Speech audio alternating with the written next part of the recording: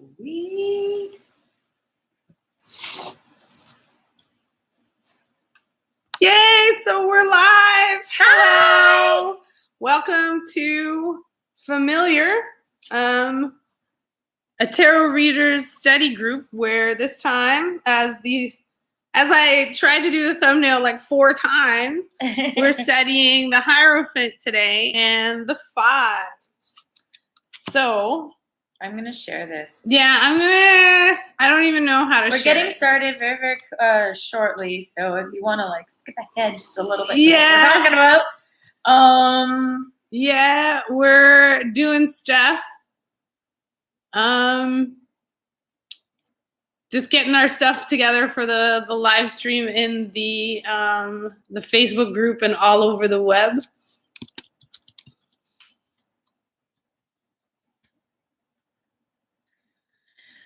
I'm just going to find where you post it and repost it.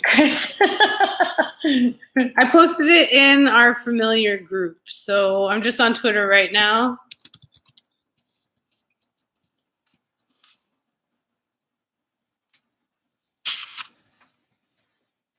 Getting our stuff together. Things are happening. Good things all over the web and the world. There we go.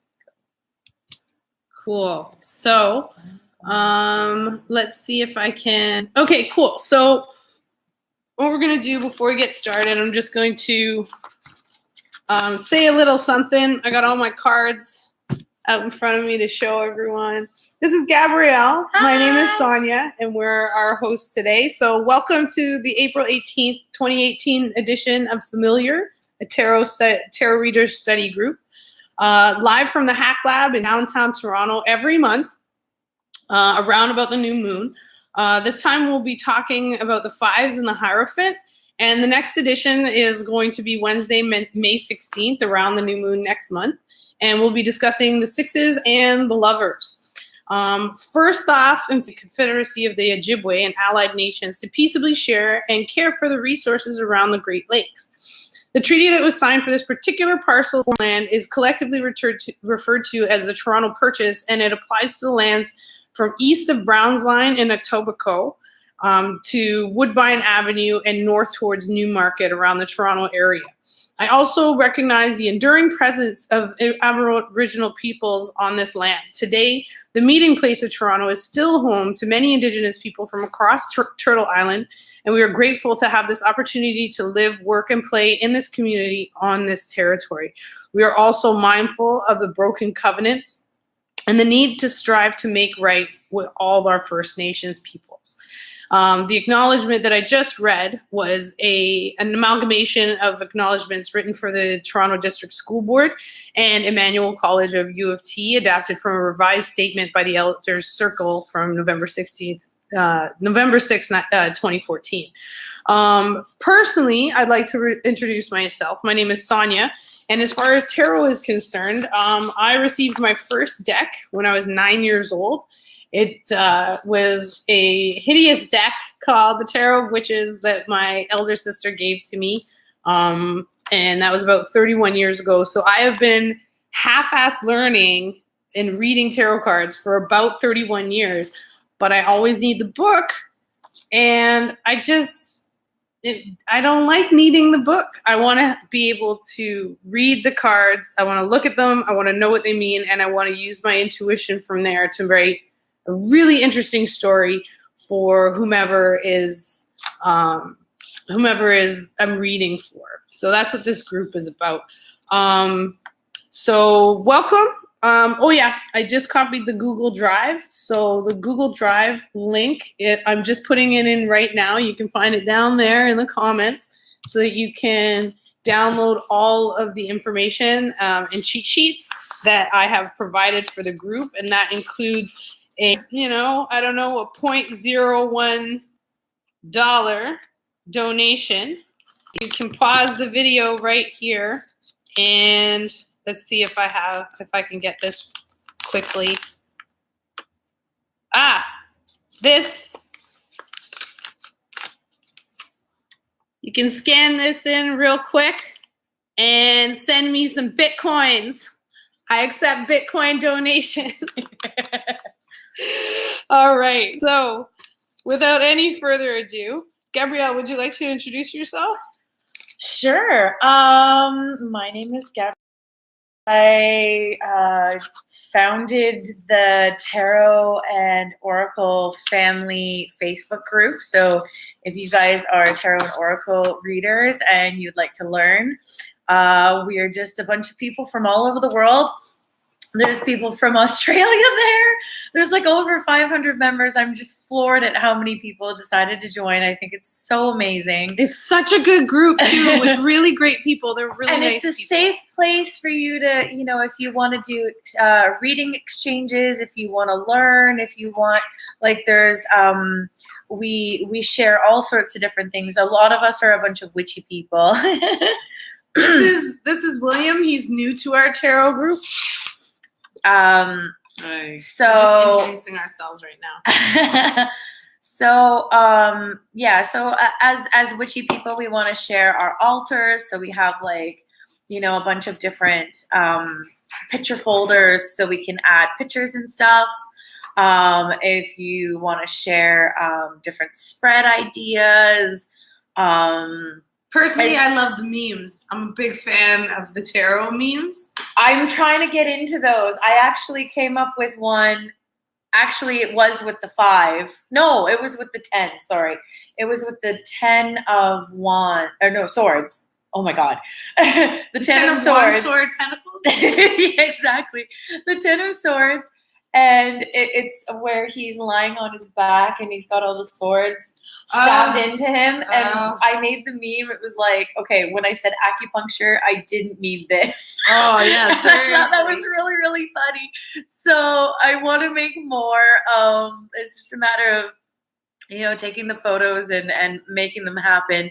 And I think it would be a lot more fun to do that with other decks other than the Rider-Waite. You know what I mean? Yes, I absolutely do. Because I have a collection. I have like at least about 35 decks in my collection, and some people will be like, "Whoa, that's a lot," and other people will be like, "Nah, I got more than that," you know. So I'm somewhere in between, I guess. Man, I'm terrible. I went down a rabbit hole. Yeah, when someone said, "Oh, you know, that whole thing where you're only allowed to have one deck, that's a myth." Once I heard that, I was like, "That's it." And like right here, you can't really see them too well, but I have them all spread out. I've got like 6 or 7 with me, but yeah. And this one over here is trying to get me into Oracle decks. So I actually do have one Oracle deck. And this is my new deck. I need to show you guys. It's this awesome iridescent Chinese deck. Oh, I love that you can actually see the rainbow in the video. It's so cool. Awesome. They look like Pokemon trading cards. Collect and trade on. So this one, and it even has like Chinese on the bottom. It's really rad. And it was not expensive. And they fit in my hand really well. It's really nice that way. They're nice and matte on the back too. Like they're really beautiful. And yeah, that was the first comment I said was I love that the back of it is matte and the front of it is glossy. How is it to shuffle? You don't want to know that because you hate riffle shuffling. They're a little stiff. Are these they're a little stiff. These are not in order? No. Like these I can shuffle? Okay. No, they're a little stiff to shuffle, but they're good. And like they're riffle shuffling are like regular playing cards, and I don't like doing that. And it just but yeah, it's like nails on a chalkboard. But shuffling like this, it's a dream. There are some cards that are hard to shuffle like that. The reason why I ask you that is because if there are cards, like a deck of cards, I have one deck that is super high glossy, so they all stick to each other. Yeah, that's why I asked you that, because like if I put them away in their box for a while and then I take them out, I have to go. Yeah, and I actually have to like move them like this. Oh yeah, to so you can actually get separate them to separate, and it's just like, oh, yeah, no. the Santa Muerte ones are a little bit like that. They kind of stick just a little bit, but they're not too bad. If you have they're any kind of big questions for us, either live or otherwise, about how to find your first deck or what to do about your first deck, because everybody's different. Some people, I don't like any of the cat tarot. I think those are like cheesy. Yeah, those are so cheesy. You know, Disney actually had a deck many years ago. It's a collector's item now. Mickey as the Sorcerer's Apprentice is the magician. Cute. That would make sense to me. Goofy's That's the fool. I mean, you know? That's pretty cute. That's cute. It is a little bit cheesy, but like the cat ones to me are cheesy. But if it works for you, it works for you. I highly recommend going on the website, Eclectic Tarot, and you can go on Google and butcher the spelling, and Google will like tell you. Eclectic with an A, but they have everything. AEC or something. It's spelled so weird. Yeah, they have everything. But Google Eclectic Tarot, and you'll find the website, and you can search by theme. You can search tarot oracle. You can search any mainstream sold deck. So anything that's privately sold will not be on that website. Yeah, like Kickstarters and stuff. They probably actually Kickstarters. Well, like the Divas of Creation is not on there because it's she sells it herself. Oh, well, so, she should talk to them and get them in. But because it's not a mainstream sold deck. But why not? Why wouldn't they don't do that? Like with the Wild Unknown. It was no. It's not that they're trying to be supportive or unsupportive. They're trying to show like if you can get access to it quickly. You know what I mean? So like the Wild Unknown, when it was just sold through the website, it was not on that website. Now that it's mainstream, it's on the website. Was that an indie deck? Yeah, it was originally an indie deck. Oh, yeah, because that one blew up, man. Like it everybody exploded. Talks about it. It exploded even as an indie deck, which I think is really cool. I think it's a cool idea and good for the artists. Like good for them, but I just honestly that deck does not connect with me at all. Well, I just don't get it. I understand what you mean because the pip cards are ace to 10. The pip cards are just super plain. They have like one wand, 2 wands, 3 wands, you know, but they have their own little imagery. Yeah. And they also have like the it's like, you know, whatever like the Hierophant or whatever would be like an eye or something. It's like very simplified. So if you're looking for something very, very simple, that might be the deck for you. You might go for something else. If you want something busy and colorful, that might not be the deck for you. So it's all, you know, what you want to do, right? It's all based on your gut feeling. And I'm gonna try and attempt to actually share this. Okay, this is weird. We got like a bunch of likes. We got a bunch of likes on the group, but only one person's actually tuning in. So it's me. It's me come on, people! One of these days, I will find people. Okay, I wanted to add to this whole like choosing decks thing. Mm-hmm. When I'm doing readings for myself or friends, I will pick my favorite deck. But if, say, and I don't usually do this, but if people were to ask me, okay, well, why do you keep one of these like light fluffy decks around? Well, if you're going to a Renaissance fair or you're going to like an SCA event and you want to do tarot reading, you don't necessarily want to scare the bejesus out of them. Yeah, you don't want to have the skull deck. Yeah, I have a vampire tarot deck. After my very first deck that I bought was the Rider-Waite, the original Rider-Waite. It grew legs and walked away. No word of a lie. It was in my closet and just disappeared one day. Wow. And I was like, okay, I'm not meant to have that deck. And then I got a reading from somebody in my local hometown. And after the reading, I said, do you sell tarot decks? And she, yes. And she brought me to a little section. And there was like just a small handful. And I saw this one. It was like just standing there. I'm like, what's that? And just by the box alone, I knew like money was coming in that day. I was picking up my check from a job and I was like, it's perfect. Hold it. I will be back in a couple of hours. And it was brilliant. But the way I would describe the imagery, it's called the Gothic Tarot of Vampires. There are a lot of vampire tarot decks out there that have very weird generic names. So you have to look up specifically the Gothic Tarot of Vampires. And the imagery itself reminds me very much of like a graphic novel, like something out of a comic book, but like a dark, like gritty, like Walking Dead type comic book where it's like it's not cartoony at all. And I've seen other tarot decks that are vampire related.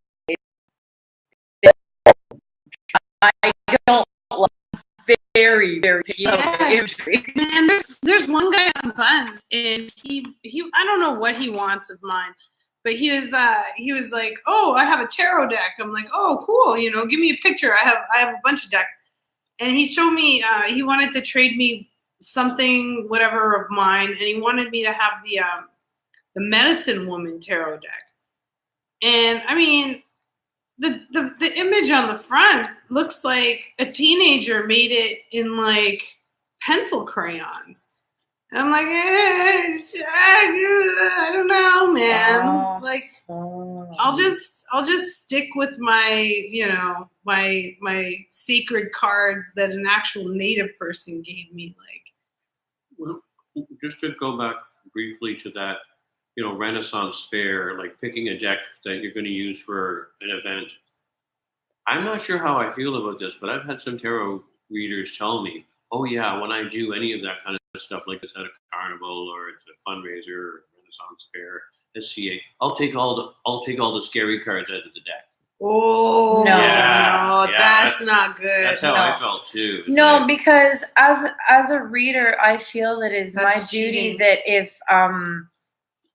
if you honestly want my honest opinion, my honest reading, like you have to understand when you're getting a reading, you need to take the good with the bad. You need to like, and it's not just, it's like, it's not bad. It's not scary, but just because you're afraid of it doesn't mean that you shouldn't like, just listen. Like but it might be a warning. What it is when people are giving you a reading, they're giving you, a glimpse into what's happening right now. And from the reading now, you can choose to change it or keep on the same path. And life isn't all sunshine and roses. Life does have bad stuff, and life throws some pretty shitty things at you, and you have to either learn to deal with it, or you know, at least if the cards are telling you that, then you're at least like your cards are giving you a heads up. And I feel like taking out a certain card from the deck is like cheating. Here, let's move this over here so you can be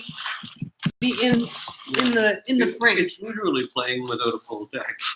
Yeah, literally. It offended me when someone said that, but I realized, well, I kind of get the flawed logic behind it, but why don't you just pick a deck where the death card doesn't look so bad, and say the Ten of Swords doesn't look like Julius Caesar, you know? Or why don't you become a better reader?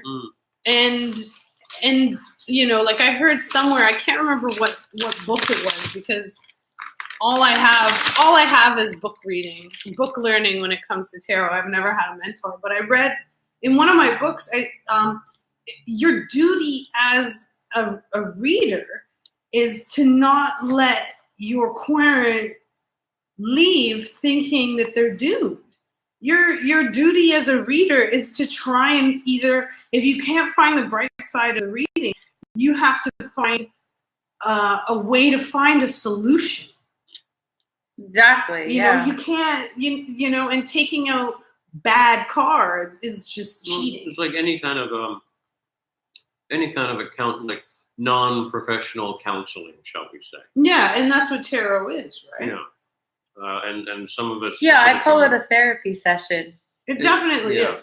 But like when people are like, "Oh, can you tell me my future?" I'm like, "You're gonna die at some point. Yeah. I don't know when. Yeah, I don't deal in that." And they're like, "Oh, whatever." Would you really want to know anyway? Exactly. Like, those questions are so silly because why would you want to know if you're going to marry somebody? You make that choice for yourself. I don't make that choice for you. And the cards sure But as shit don't. if you have like the best way to be a querent is like you are the person getting the reading. So the best way to be a querent is to learn how to ask the questions properly. If you ask a question in the form of yes or no, that's not that. Am I going to get married? Yes. No. When? I don't know. Oracles or are no. Oracles are very But fussy about being asked questions. Exactly. You want more detail. So or you want to be phrase able your to make question a story out of in it. the form of getting an outcome or an action answer. So use what, where, or how as the start of your question. Mm-hmm. Like, what do I need to know in this very moment? Or, like even if you want a general Actually, reading, I think I have that on my phone. I have a list of them, and I meant to put them up in the Familiar Facebook group. But I forget sometimes to do things when it's finals at school, and I'm losing my mind. I'll be right back. What do I need to know about my love life? How can I move my love life forward? What's trying to come forth in my life? How is fortune smiling on me? What's holding me Those back? are all great. What am I denying? These are good ideas for what am I denying myself? Yeah. So, in any Can case, you send me those? At some point I will do afterwards? that. Yeah. Actually, you know what? I'll remind you afterwards. Yeah, I'll post it up in the group right now because I stole it from some other group. But I've been trying really hard these days not to be on Facebook so much because I find I really get emotionally caught up in Facebook. So I'm really not trying. I'm trying to separate myself from it these days and just not engage with it and not interact so much with it. And things are much better for me now. So it looks like my mic isn't picking up that much. So hopefully people can hear us. I don't know how to get. I'm trying to talk a little louder, but if we talk loud enough, it should be okay. Yeah, I hope so. Here's hoping. Maybe we can do some closed captions later. I'm not entirely sure how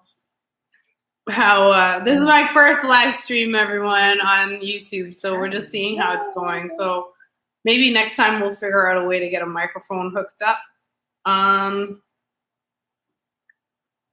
Oh, excuse me. Oops. So here we are in the you're at the point in the video where we're playing on our cell phones. I know, I'm just kidding. I'm just trying to share it to a bunch of places. Cool. In a bunch of groups. All right. So I just shared that thing in the group. And as soon as William comes back, I think we'll just get started on the workshop. To Tarot and Oracle family. Cool. That was a pretty awesome prelim discussion. Pre-game show. And now's the point in the group when you see me do nothing but stuff my face full of cookies. Oh, they're so good. I know, and every time I skip dinner and I just eat crap at Familiar.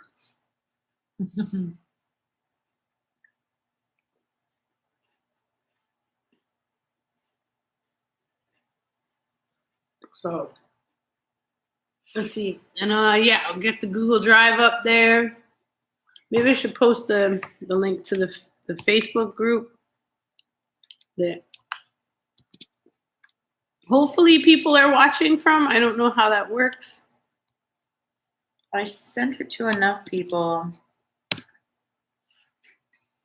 that I'm going to send it as a message to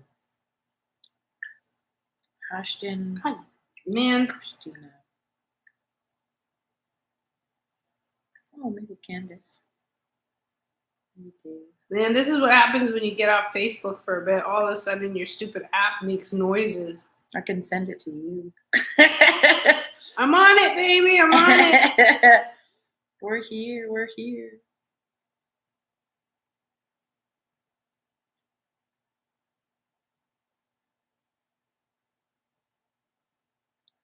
Come on, William. Jeez. Oh, let's get started. All right, cool. I feel bad like making him miss something.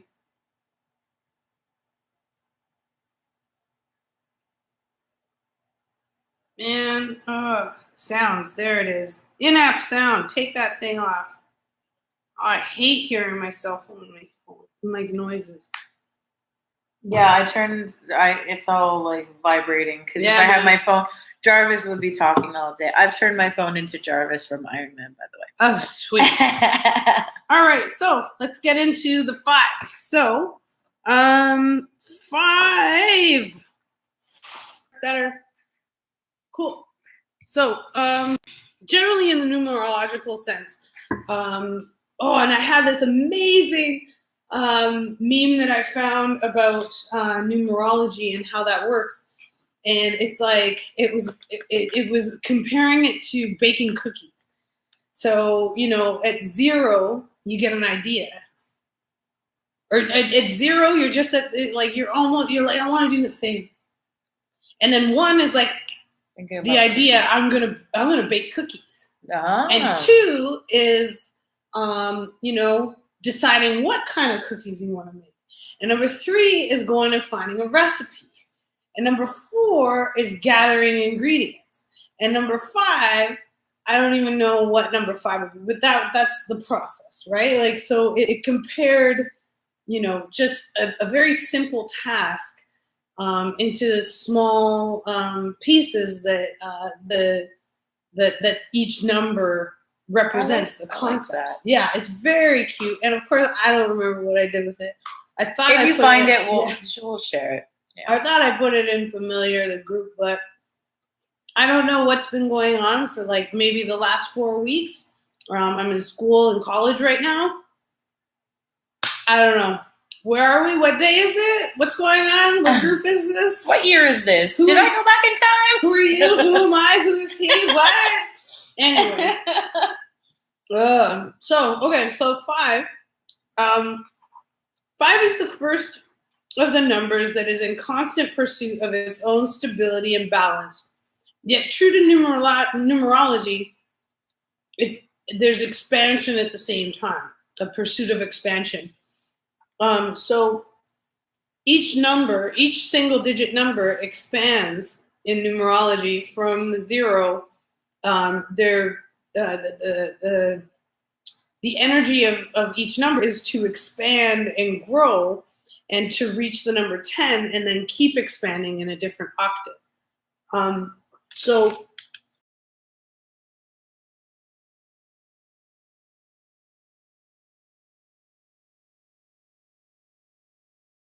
they're over here and the wet ingredients and haven't combined things quite yet. Yeah, it's like it's a process. And I always look at, say, number 4. The concept I always think of for number 4 is a table, because tables are very stable. They have the 4 legs. They're at an even spot. You could even call it a plateau. And the 5 throws that balance off. So it's almost like the 5. Ooh, what's that? Oh, it's almost like the 5 is.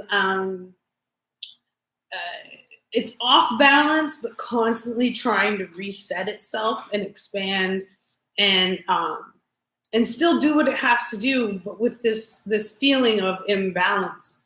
The Greeks were enthralled with the number 5, and they considered the pentagram as a perfect form representing all 4 elements plus the one unification element, which was known as ether, which is almost like spirituality.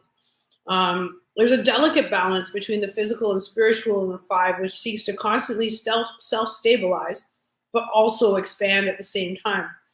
5 represents humanity, both human and spiritual in nature.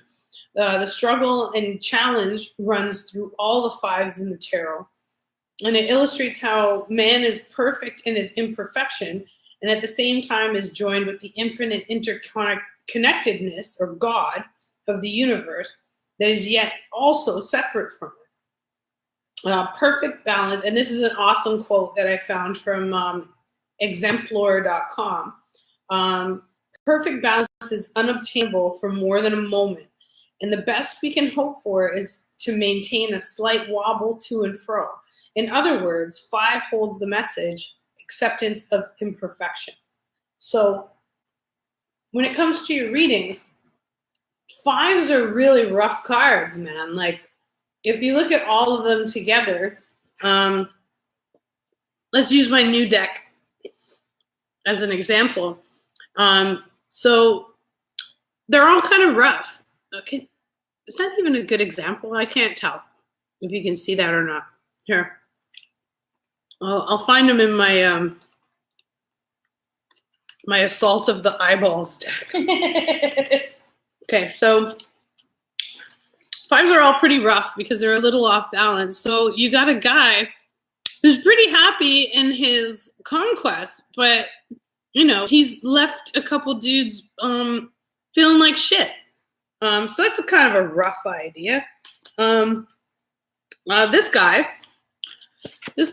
he's upset and looking at these 3 cups that are spilled out. And he doesn't even realize that there's 2 that are full behind him. So that's kind of a rough emotion. You've got the Pentacles, which is this couple, and one of the guys looks like he's been through a lot for a long time. Like, the guy's on crutches, his head is all bandaged up. He's right fucked up. They kind of look like, in that image, they kind of look like they're almost homeless. Like, they want, like they're searching for something more. Like, they kind of dug themselves a bit of a hole. They're going from place to place, and it's not a new thing. They've been fucked up. They've been fucked up for a while. This girl has like fixed her clothes a little bit. She's got patches and stuff, and she's living next to some kind of warmth right there, but she's not in the warmth, but and she's sitting in the snow, so she's like living on the streets almost. And then this one is like a big freaking battle going on. A bunch of sticks and stones trying to break some bones over here. Oh, that's the one where the meme for that is stupid tent. Oh, it's hilarious because nobody can get their sticks right.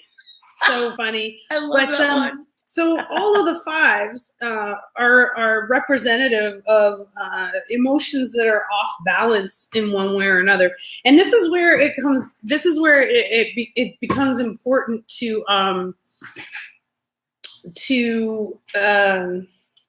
sorry, no worries. This is where it becomes important to also make sure that you leave your querent with a good feeling at the end, or a possibility of resolution or solutions, because the 5s are rough, man. Like, they're not fun cards. Like, if your poor querent is getting a lot of 5s, they're in a rough spot, and you really need to make sure that when your querent leaves you, that they have options of how to cope or how to get through it.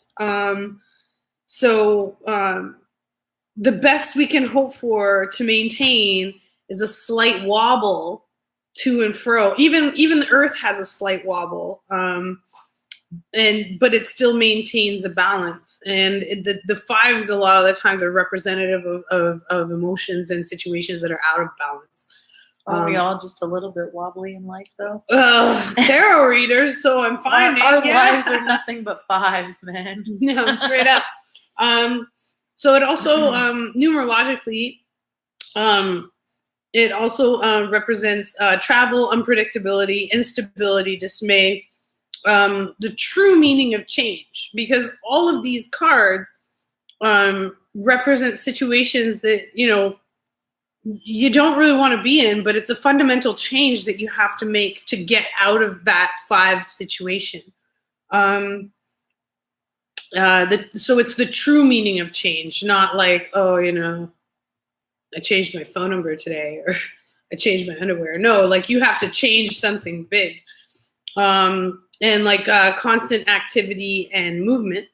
5, seek expression, seek unification, more understanding of who we are, pursuing balance within ourselves, adventure, experience, candor, challenge, hindsight, restlessness, synchronicity, underestimation, disruptions, challenges, disappointment, struggle, and a chance to embrace change and the opportunity to learn, because every bad situation is an opportunity for growth. Absolutely. It represents personal freedom, because even these guys, God, I love that iridescence. Bling bling. Even these guys are expressing their freedom. They're passing by a place where they could get respite, and I don't know if they don't see it. I don't know if they don't acknowledge it. I don't know if they might feel some trepidation about going in and seeking the help of the church that's behind those pentacles, but they are expressing their freedom by passing by it, and it's to their own detriment. It's still a freedom. It's also the unconventional individualism, life lessons learned through experience, non-attachment, change, release and surrender, and making life choices and major decisions. So that's kind of all of the 5s represent that. Cool. Someone else shared our post. Thank you, Angela Staples. Yay! I hope that this little button here is lying, because it doesn't say anybody's watching, but I guess y'all will catch us in the rerun. Yeah. I was also thinking maybe at this point it would be neat to start a Facebook video. Maybe the kids would like that better. If you want, I can start that. It's all good. Oh, you got it? Yeah. Did I spell Hierophant right though? No, I didn't.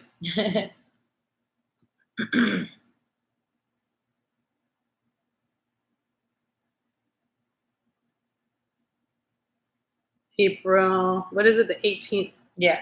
Yeah.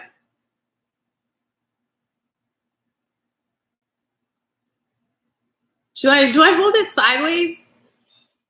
Nah, we'll do it up and down. We'll do it vertical. Yeah. So we have more room. Or something. Okay, cool. So this is our vertical video. Yeah, I don't know how to see if anybody's commenting though. We are live though. Hi! Live from Hack Lab. If you missed it, we are live on YouTube right now. Show the YouTube video. Meta! Super Whoa. Meta! So so we're live on Facebook right now and YouTube. And if you need it, the link is at I believe youtube.com/TheRedSonia, I think is the one that I begged YouTube for, and they kind of gave it to me. I don't know. Okay, cool. So we just finished up a little. Hang on. Let's see if we can tilt this to get Gabrielle in here. There we go. So we just. Oh, William's alive! Awesome. So we just finished up a little recap of the yeah, we can all get in here. So we just yay! So we just finished up a little recap of the 5s and what 5 represents numerologically. There we go. I can like poke my head in. Yeah, for real. This is weird. Super crazy weird. My video is so strange. Cool. There we go. This should work. Okay, cool. So we just finished up a little recap of fives and numerologically what fives mean. Hey, Kelly Watson. Good to see you. This is William. Hi. This is Gabrielle. I'm Sonia. So Kelly, if you want to hear like the rest of what we're saying, we did post the YouTube. We're doing a YouTube live, so you can listen to like the first part of the YouTube live. Mm-hmm.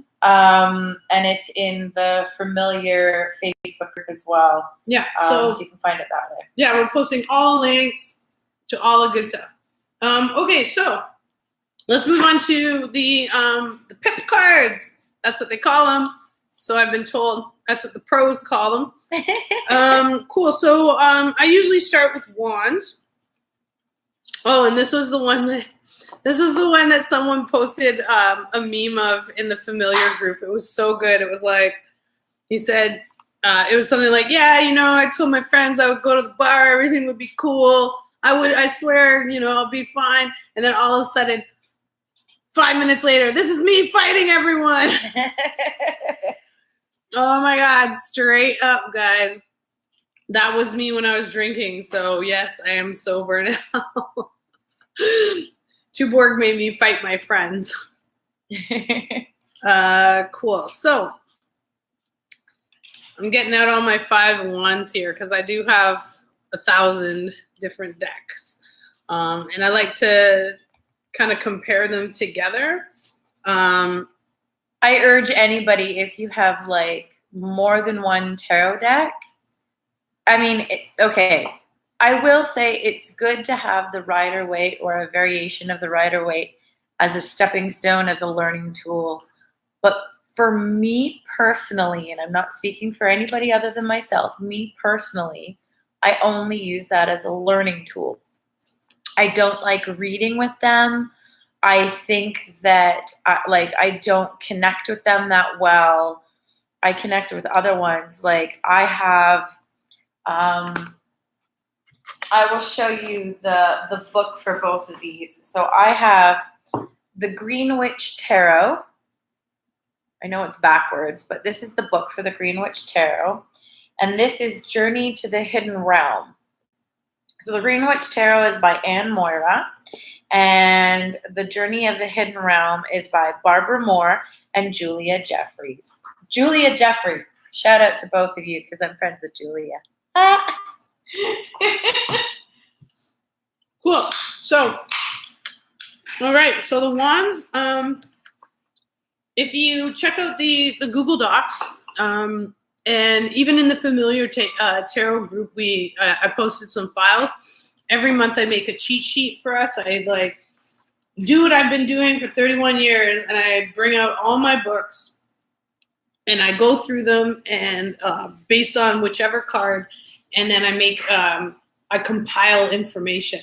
So if you take out your tarot elements chart, you can always, an easy way to read the tarot and learn the tarot is to learn the 4 elements of astrology and what they represent, and because each of the 4 elements corresponds to a suit in tarot.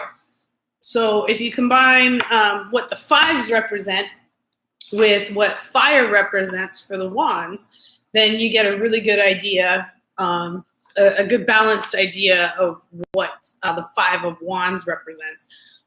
So the 5 of wands, you can see that there's like, you know, a big battle royale going on, and iridescence. Man, this deck is so cool. Sorry. So there's a big battle royale going on with a bunch of different people. So generally this card represents opposition and the stress of continuous challenge. Now, for instance, when I think I got that from, I can't remember which of my sources. They're all listed at the bottom of the cheat sheets. If you download the cheat sheets and print them off, or if you want to share them, please keep the sources intact. It's always Kelly, you're so sweet. It's Your always cheat sheets are fantastic. Oh wow, thank you. That means a lot. Thank you so much.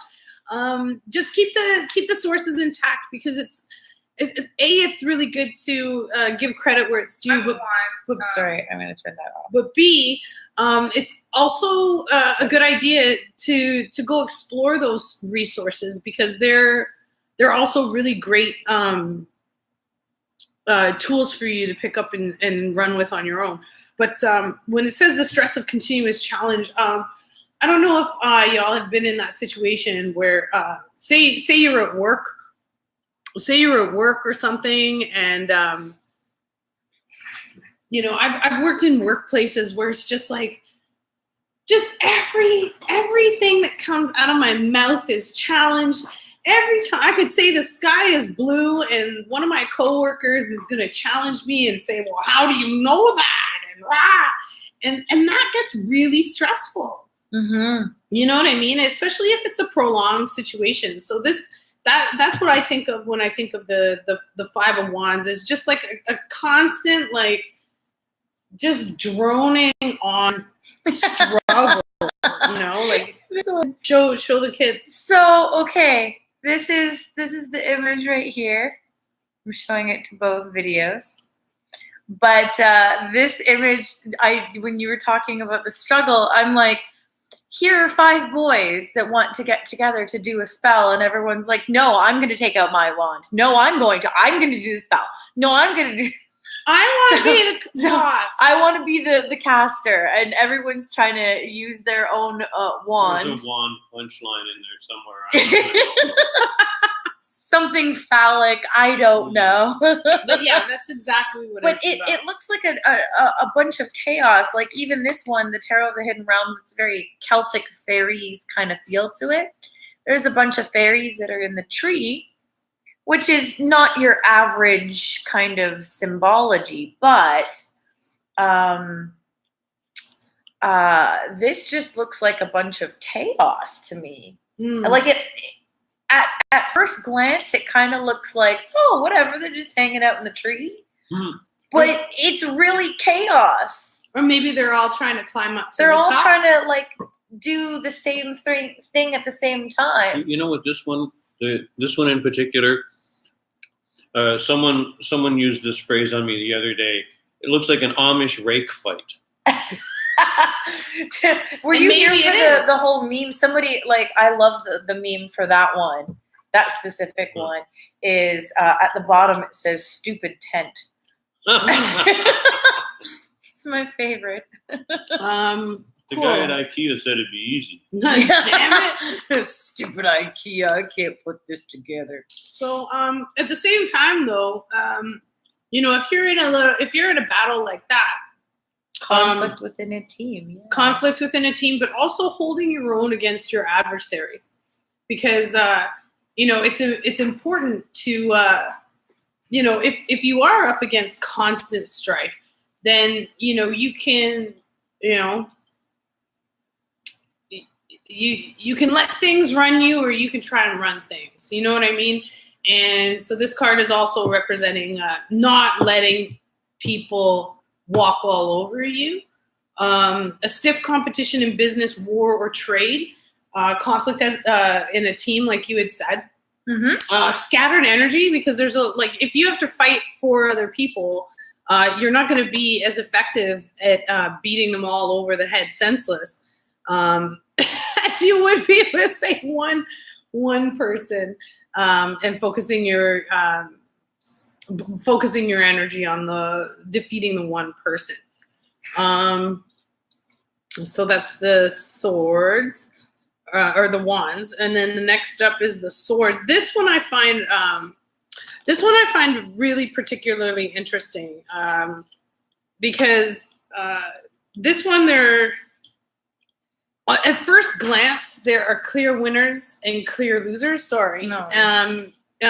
But when you take the time to actually look at the card, it's really not as clear as you might first think. So in the traditional rider weight and my awesome iridescent one, I love it. So there we go. That's one on each. So in this one, you got this dude with his smug ass. Like I hate that look on his face. So obviously he has defeated 2 foes, and he's holding their swords. And he even has like swords, you know, on the ground in front of him. Like the guy is a clear winner, but at what cost? You know, he looks like a real jerk. So this card represents kind of that willingness to do anything to win.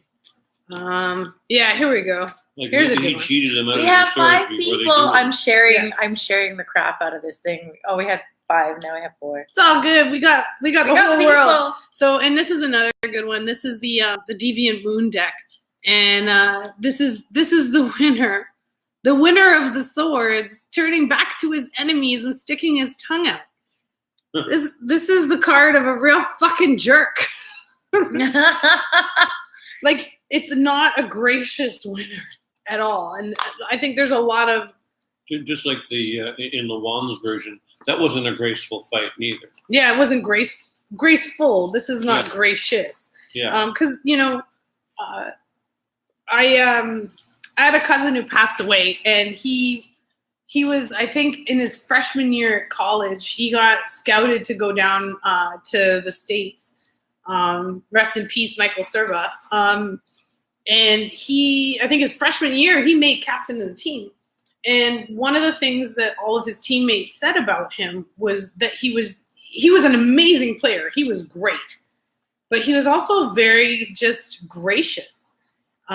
He would take the time to talk to people, because in the States, like, you know, college sports is on a whole other level. Like, college sports it's a multi-billion-dollar business, and like, you know, like a lot of money goes in it. A lot of people they like broadcast games and stuff. So hi Angela, thanks for joining us.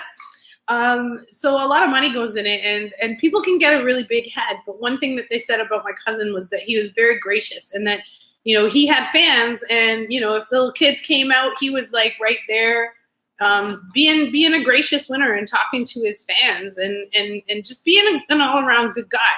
This, however, is not that guy. Don't be that guy. He's a dick. With swords.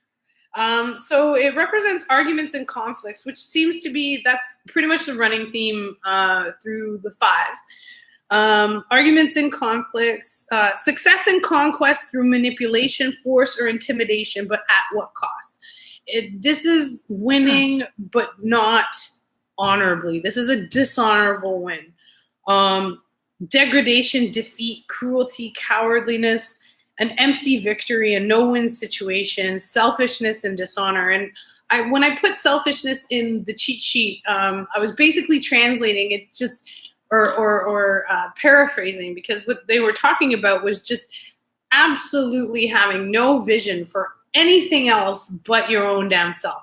And ambition is one thing, but treating people like shit so that you can get where you want to go is a whole other thing. And you can have ambition, but not take it to that level, which ain't, you know, that's just not nice. You don't have to be like that.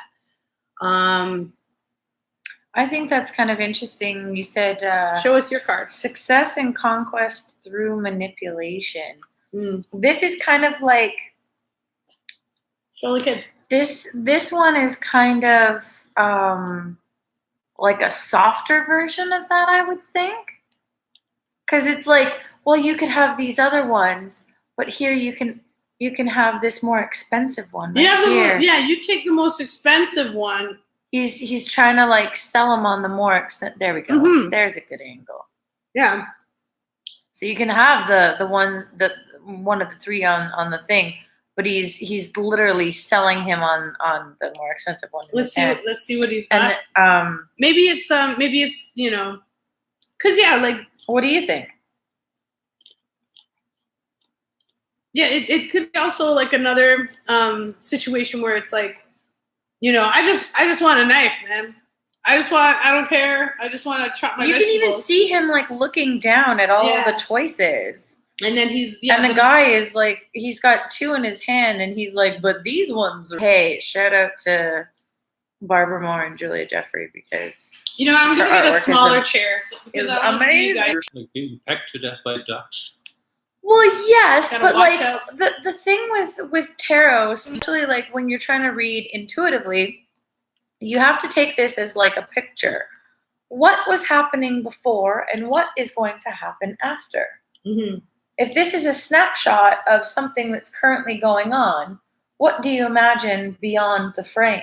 Mm-hmm. So something like this just kind of seems like she just had a giant fight with a bunch of things, and these 5 birds are the last of those things. So it's a win, but you said it's not a glorious win. She's got scars on her face. She's probably like a bunch of people died in the process. Yeah, you know, that would suck. like.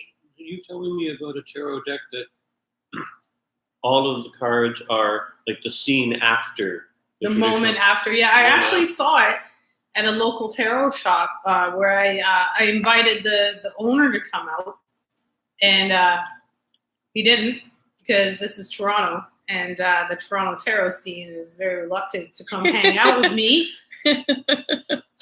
Anyway, so I saw it there. It was called After Tarot, and it's actually really cute. Like, so you have the for instance, the picture of the fool walking to the cliff, and his dog is trying to keep him, don't go over the cliff.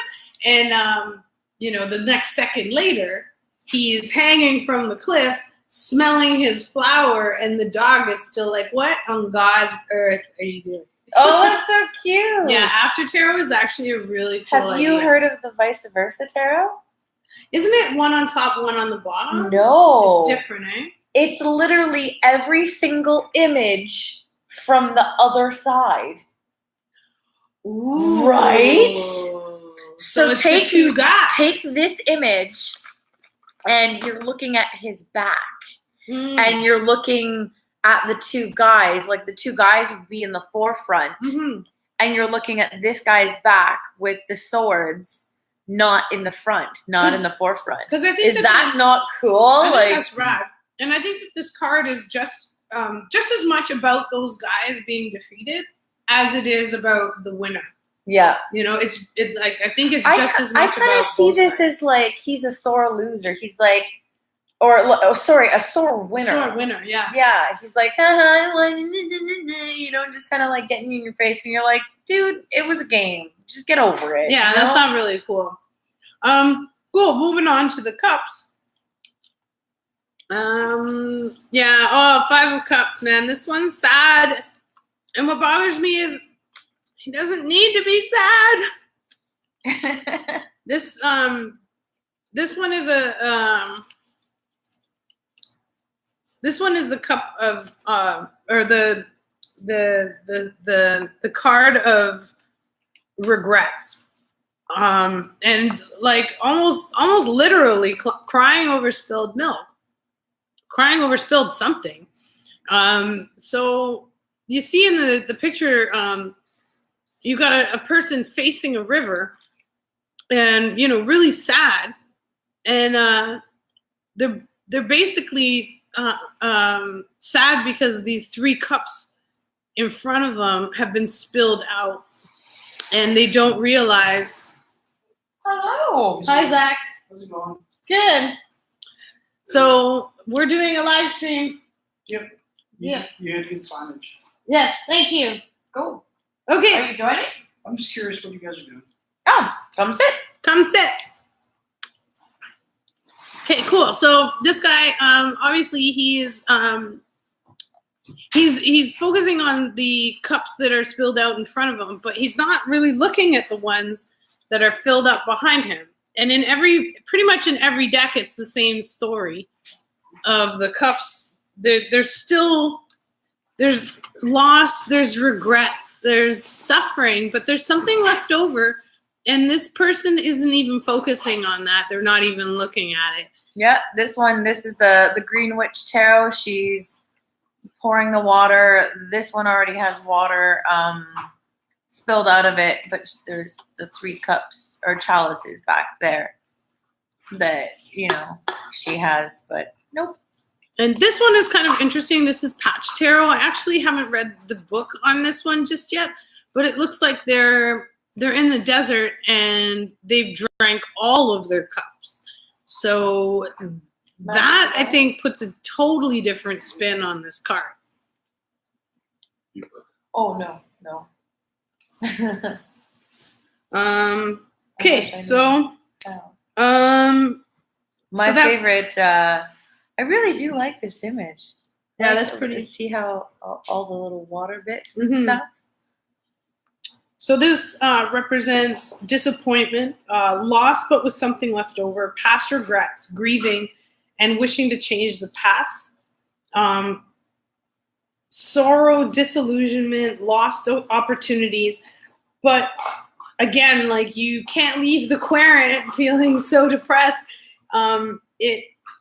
It reminds us that accepting the past is needed in order to move forward, and that time heals everything.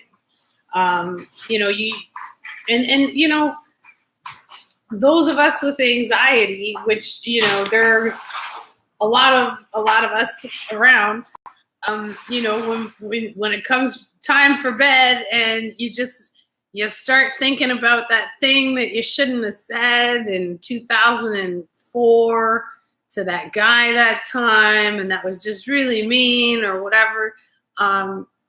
You just have to accept that you're not going to be perfect. It's not going to, you're going to spill out some cups sometimes. But it's also important to realize that you still have something. All is not lost. Are people commenting? But I can't see I'm it. commenting now. The last comment. Oh, okay. It's like a couple second delay. Okay. Okay, cool. But our video is like 10-second delay, I think. And I'm wondering what's going on with YouTube. YouTube seems like there's something weird going on over here because, I don't know. Maybe, whatever. Maybe there's like some trouble on the YouTube end, which is why people can't tune in. Whatever. I'm over it. Okay, so that is the cups. So we're done most of our cards. Just 2 more left to do. And I got them all in front of me because I have like way too many decks. And yeah, on that note, actually, we get together in Toronto, downtown Toronto, once a month, and we do this. We're just doing what we're doing right now. We hang out, we nerd out about everybody's tarot decks. We get to see people's new tarot decks. New, brand new, not nude, you prevert. Oh, I bet there's a new tarot out there. I'm pretty sure there is. I know that they have erotic tarot, but there probably is. So things. We get to nerd out over everyone's brand new tarot decks because, trust me, we all here come up with new decks and come in with brand new tarot decks from time to time. But also on that note, if you do find I'll have a new one.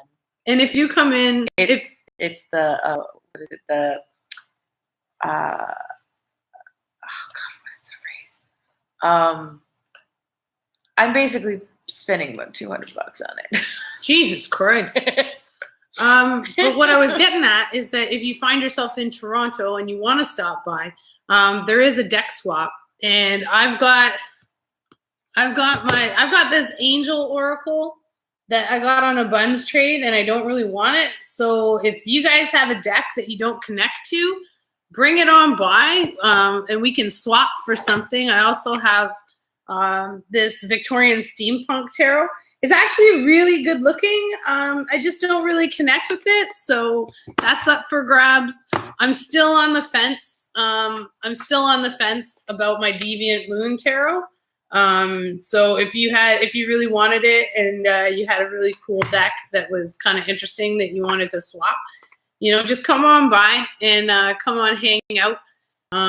It's always more fun to have more perspectives. Unfortunately, our VR and video tech guy, here, Shevabum, come on over. William's not into it anymore. He's playing chess. Yeah, and eating the popcorn. That's okay too. You can come and eat our snacks. Unfortunately, Joseph, our video tech, couldn't be with us today, and Eric has had the plague for 5 days now, and he's missing out on a whole big chunk of life. That poor guy. So we hope you get better soon. So generally, Mercury retrograde is really a bitch. Yeah. This week has just been. We're in finals for school. I don't even know what end is up right now. Like, I have so many projects to do, and I was like, okay, well. I get the weirdest tech support problems during Mercury in retrograde, and a lot of my colleagues, they're not superstitious, but it's like, oh, William, is Mercury in retrograde? Oh. I went over to my friend's house, and she put a load of laundry in the washer, and it started going click, click, click, click, click, click. And she opened it up to check it out, and it stopped. I heard a click behind me. The weirdest, like, some of the lights were still on. Some of the lights got turned off because it was something behind the panel. Like half the power went out. Like, the kitchen light was out.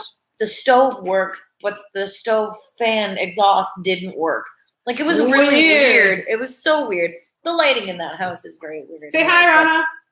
Hey. Hi. Rana's a hi to myself. Yeah. No, you're saying hi to whoever's watching it at whatever point in the future. Rana's a biotechnician at hacklab.to, and you can look up Hacklab online. We have a biochemistry lab.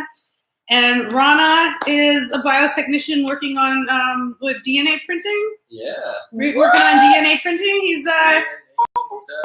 He's a smarty pants. Hacklab.to has an open house Tuesday at 5:30. Rana's here. He can show you. He can show you what DNA looks like. Oh, yeah. He can show you his pipette. Which I didn't know what that was 6 months ago. So yeah, Hack Lab's a really awesome place, but I thought I'd introduce you since you're walking into the frame. Oh, thank you. All right. Bye, Rana. Have fun printing DNA and making zombie viruses. How can you drink club soda? How is that even a thing? Oh, I love it because I've had so much sugar right now. I need to balance it out with some not sugar.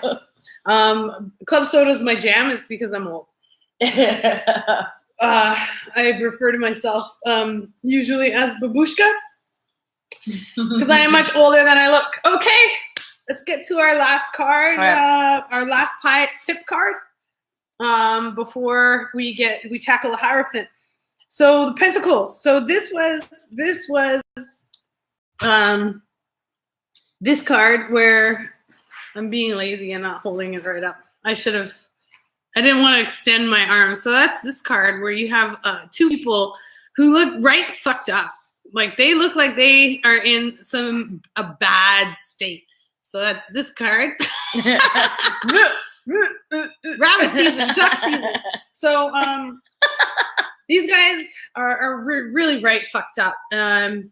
I guess that's not the right card to use for this situation, but this one's really beautiful. This one's from the Tarot Illuminati, where they I'm a little on the fence with Tarot Illuminati. It's a beautiful deck.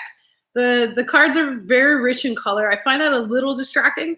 But the thing the thorn in my craw is that they mix up Chinese and Japanese symbolism for the pentacles, which it's like, come on, man. Come on. You don't mix up Australian and English cultures. You know, come on. Don't mix up Canadian and American cultures. We're very distinct. Mm-hmm. So okay, so these guys they're wandering around in the cold.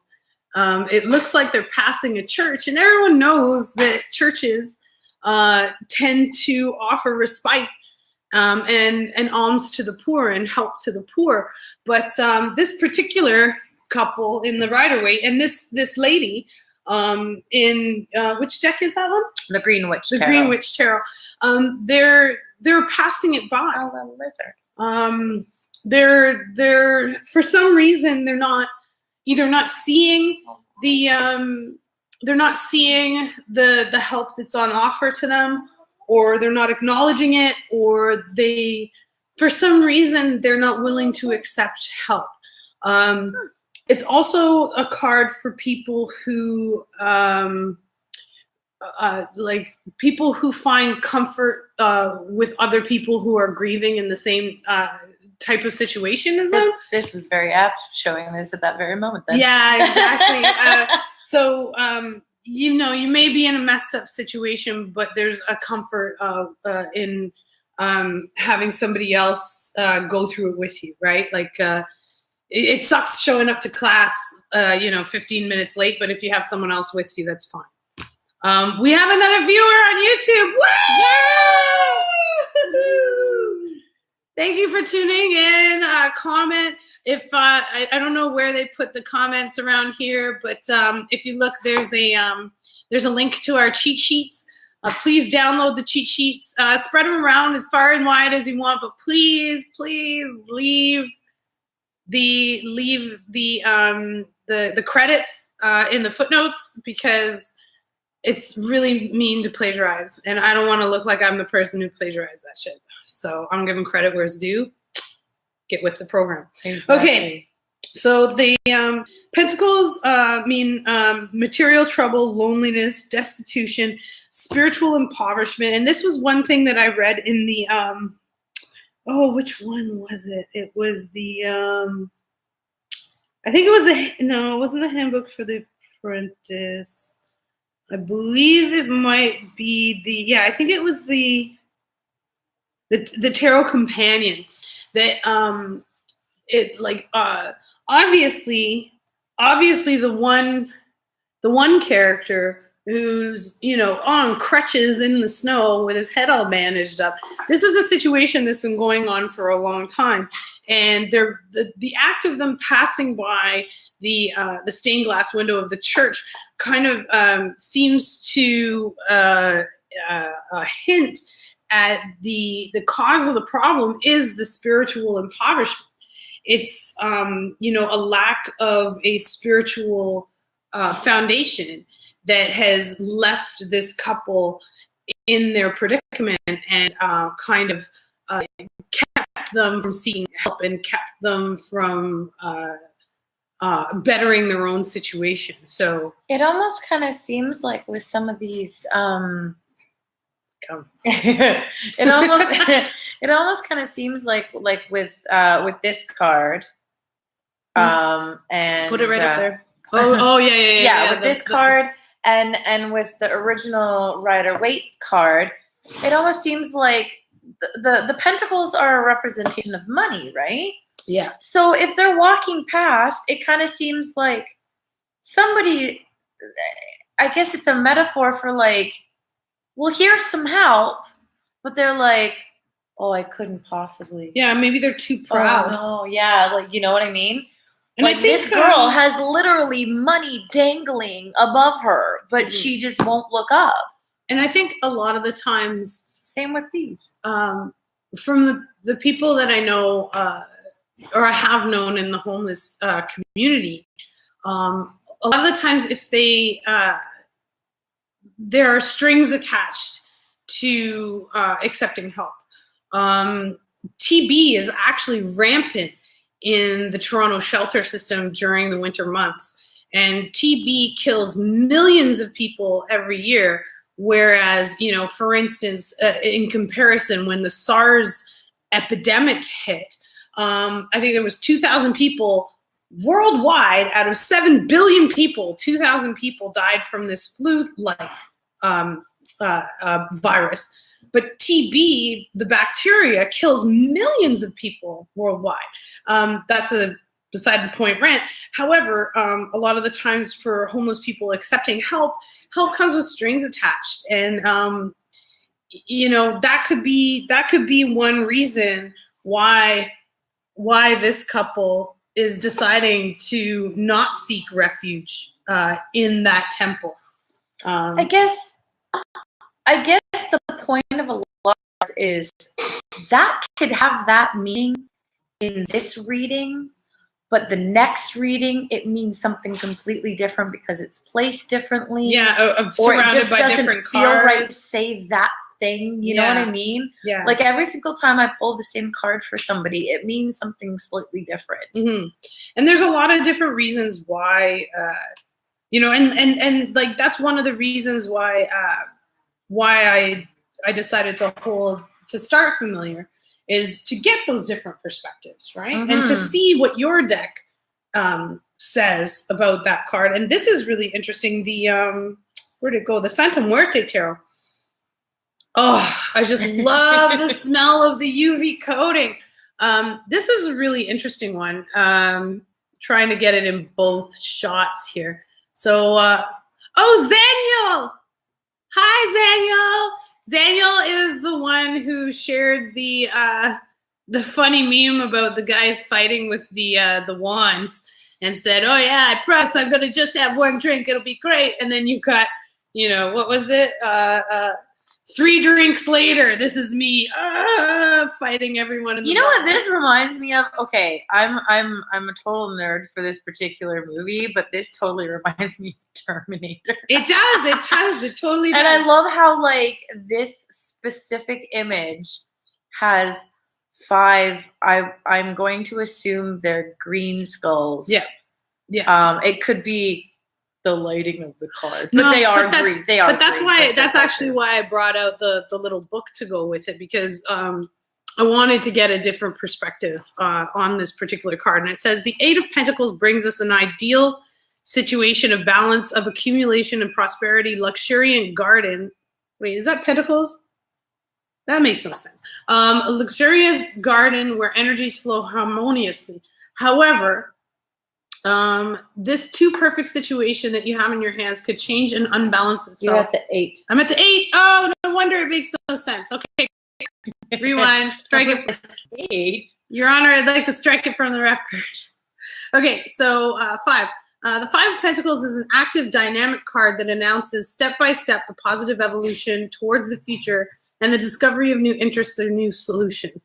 An excess of dynamism and velocity in moving about could, however, make the situation too fluid and unstable, causing inevitable worries and disorder to appear and obliging us to go back to where we were.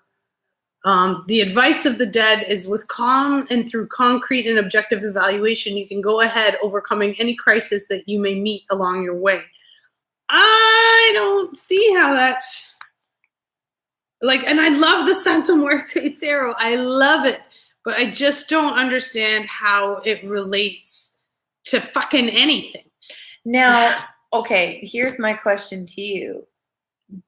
The imagery of what you're explaining about the 5 of Pentacles and looking at the 5 of Pentacles of the Santa Muerte deck, does that make sense to you without reading the book?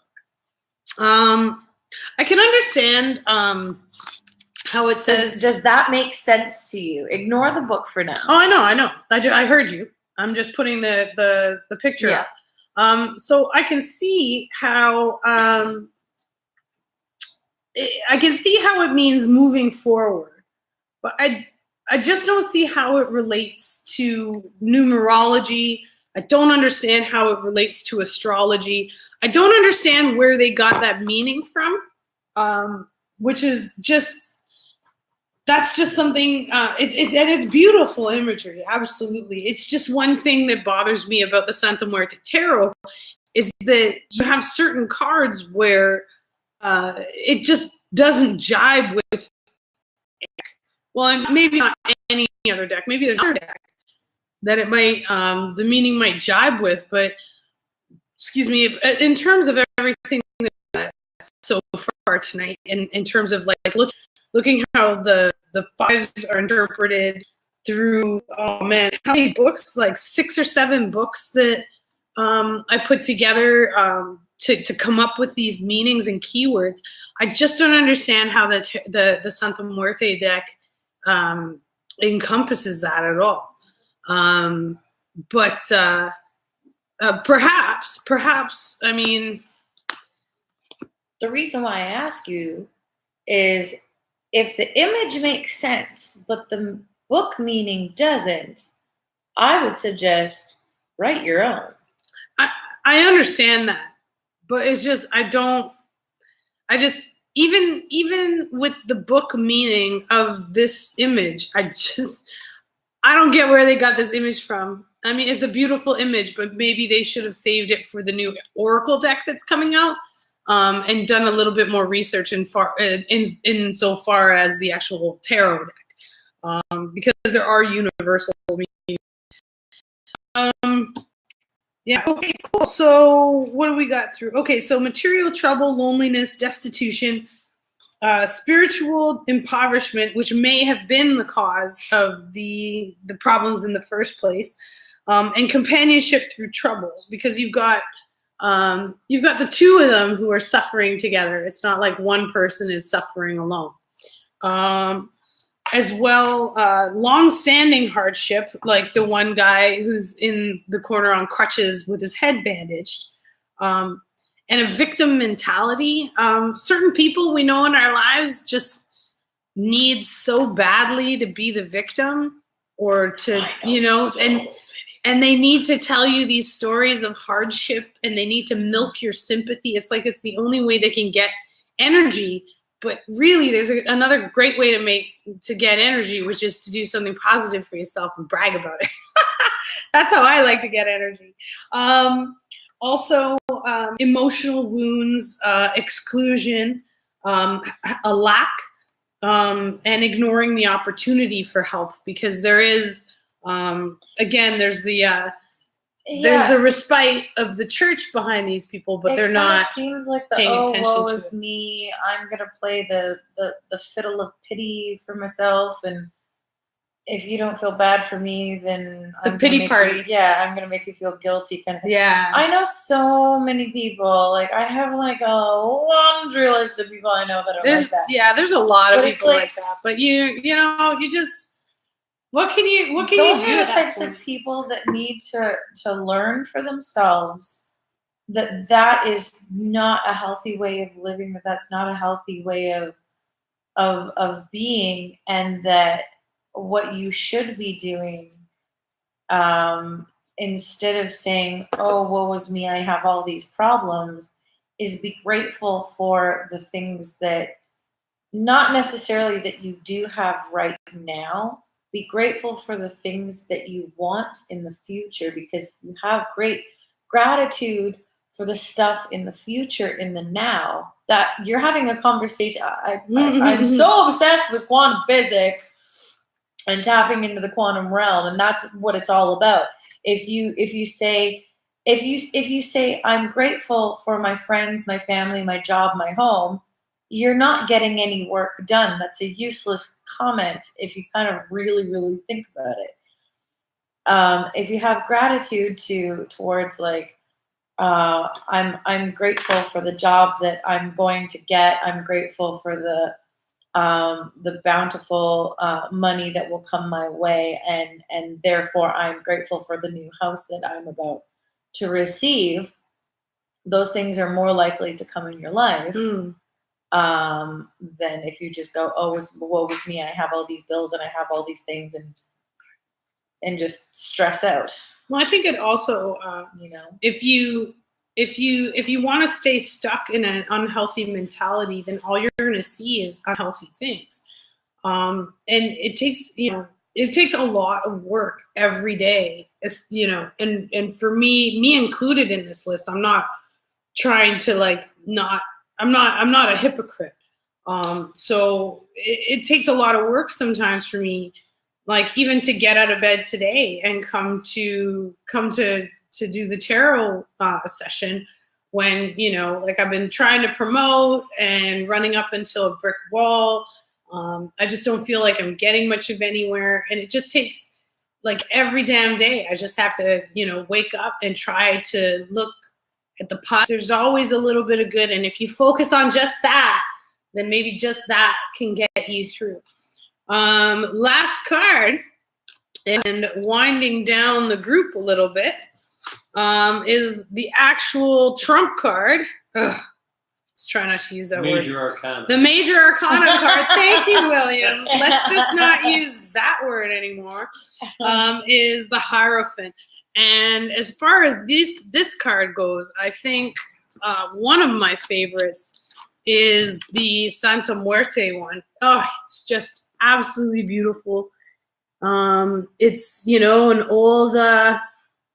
old seer skeleton who's pointing down at the Ouija board and pointing up. Like, in a way, I think that this imagery should have been for the magician, because the magician is also pointing up to the sky but down to the material world. Well, if you look at these two, both these guys Show. have a hand. Show. So this one is the Green Witch Tarot. So he in this deck he's called the High Priest, because the Green Witch Tarot has taken all the biblical imagery out of the Rider-Waite and made it more pagan friendly, which I really like, which is what turned me on to that, and the fact that it's like borderless. I love borderless cards. But however, though, that could still be technically the Hierophant, because, like, in my cheat sheets, that was it Angela loves so much. Thank you so much for your encouragement.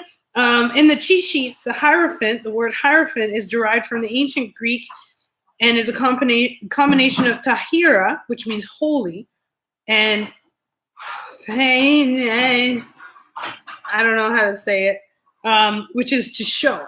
So it's to show what is holy. So a Phainin? P-H-A-I-N-E-I-N. Yeah, you don't. You try and work that out. Yeah, you don't want to ask me how to pronounce these things. When I was a kid, I thought it was a gazebo, not a gazebo. Fanian. Fane. When I look at My words that I don't know how to separate. pronounce, I go from fleur and then continue. So the so it's actually derived from the Greek to show what is holy.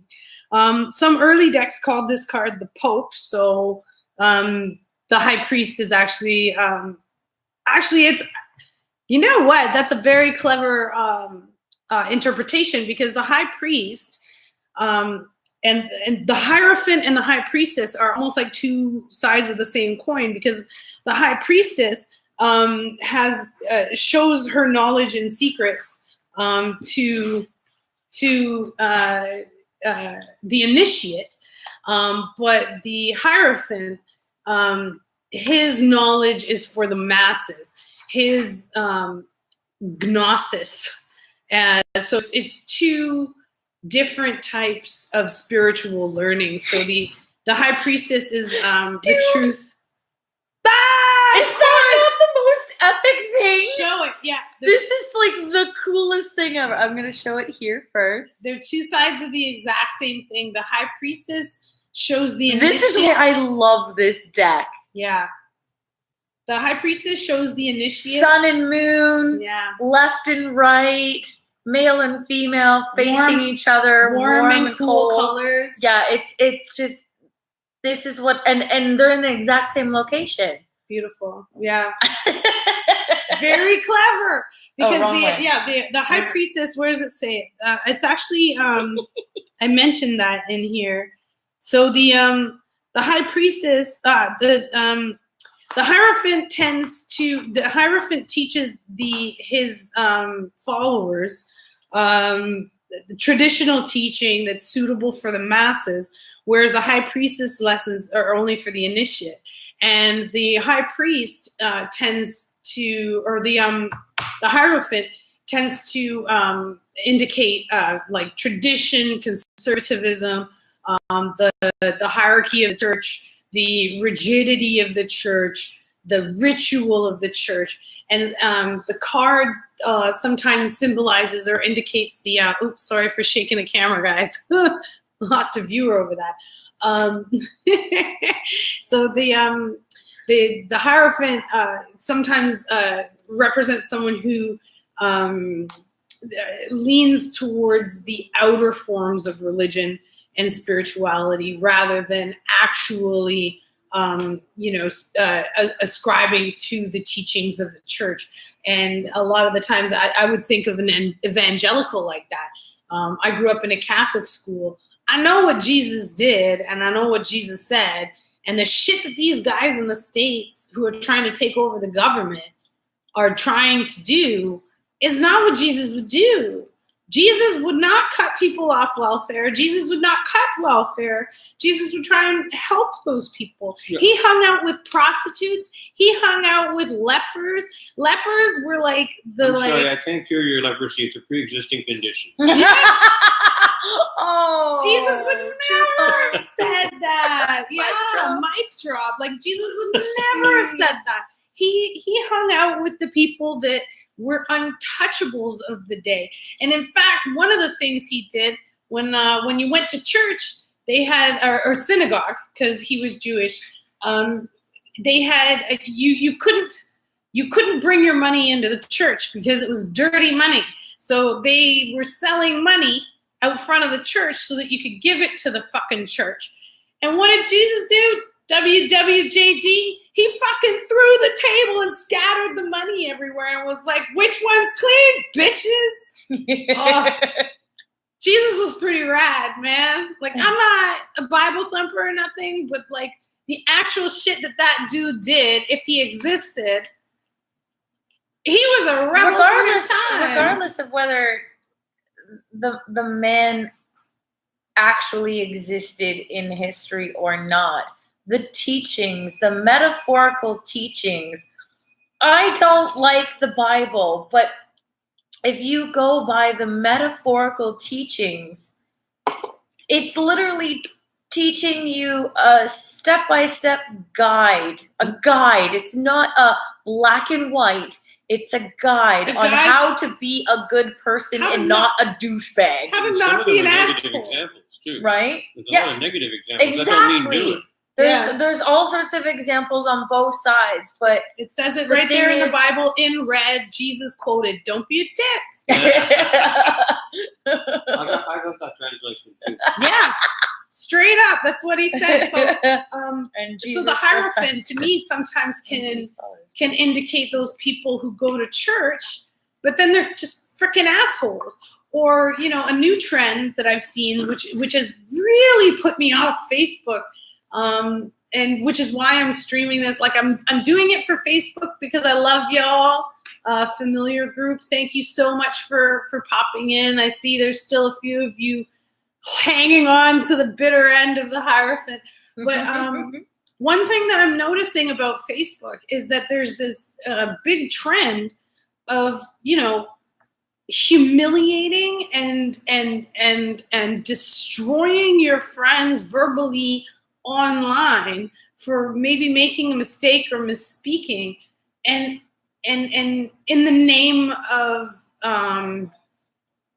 social justice. You know what I'm saying? Like there are assholes online that need to be told off.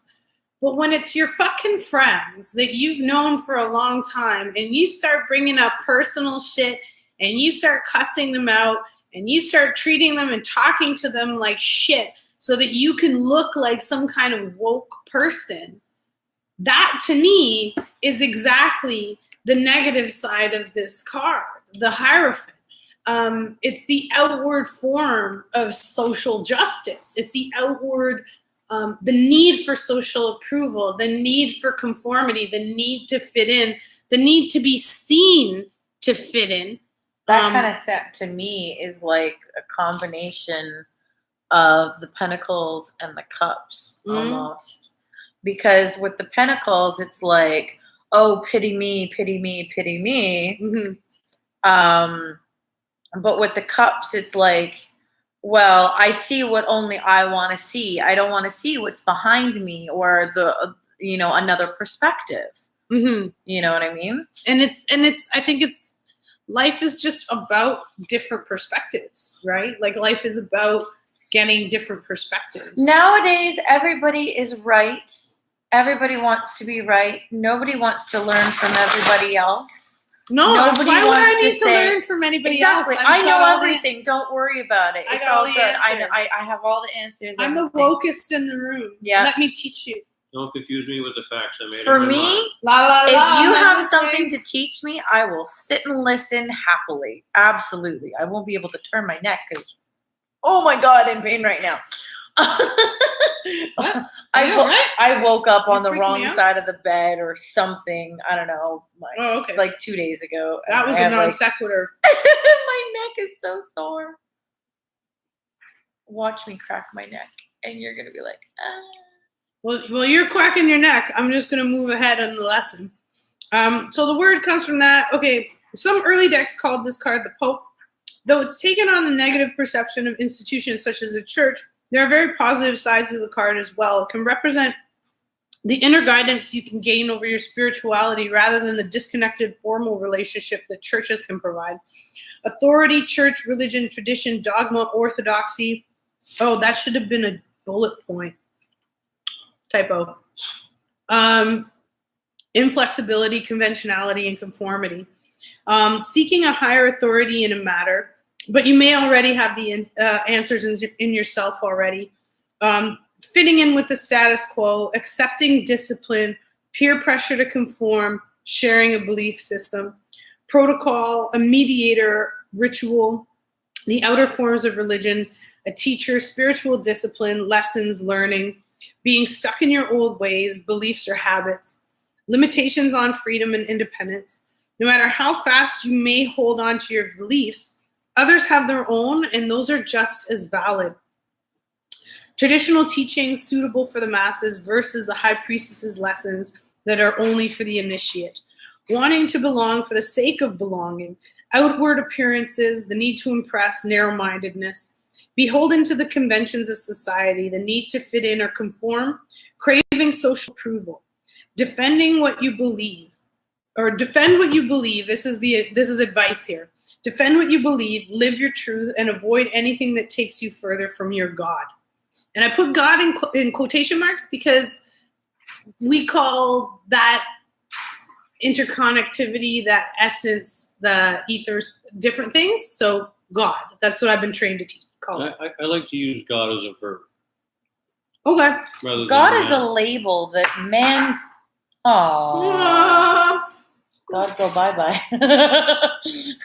To me, God Small is sacrifice to the to me, God is a label that man put on something to explain something that they don't understand. Yeah, it's like fully. trying to funnel a huge concept into words. It's all of these concepts over all of this time, over however long we've lived, and we've narrowed it down to 3 letters. And that's why it's in quotation marks. So the last point was the surrender of personal power and responsibility and others' specific expectations on your behavior. So that is the Hierophant and the 5s. So I think that about wraps up the workshop aspect. Thank you for joining us. Yeah. I got my mouth full now.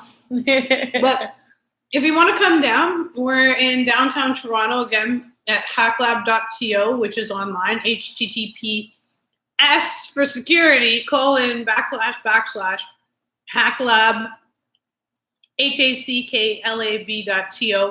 And we have an open house every Tuesday, starting at 5:30, so you can come by. I'm usually here. I'll show you around the place, let you know when the next tarot discussion is. So thanks a lot to HackLab for HackLab. That's so cool. I love it. We don't just hack things, we hack reality. We hack reality. So thanks a lot to HackLab for hosting us. Thank you guys for tuning in. I know there's only a couple that made it this far, but it is a long ass discussion. Hopefully we'll have a lot to talk about. Hopefully we'll have more people next time, more perspectives, more commenting, more awesomeness. There's still going to be a cheat sheet. There might even be a 360-degree zoom-in video because some of the people at Hack Lab are video tech designers. And yeah, like all kinds. There's always going to be snacks, so don't worry. Every episode you will watch me eating nothing but garbage. Nothing but garbage. So thank you for tuning in. If you have any comments after the fact, please, like, subscribe, comment, whatever. Get me a few thousand more subscribers so I can monetize this and make my whole 0.0001 penny. That'd be awesome. Oh, and once again, where did it go? Yes. And once again, if you feel so inclined, if you like my cheat sheet, if you want to donate, I would always appreciate.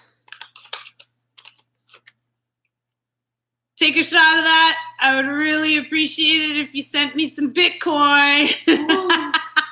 Oh, move it over on that one too. Oh yeah, send me Bitcoin. Send me Bitcoin. All right, you guys have a wonderful night. Thank you so much for tuning in. Good night. Bye. Bye.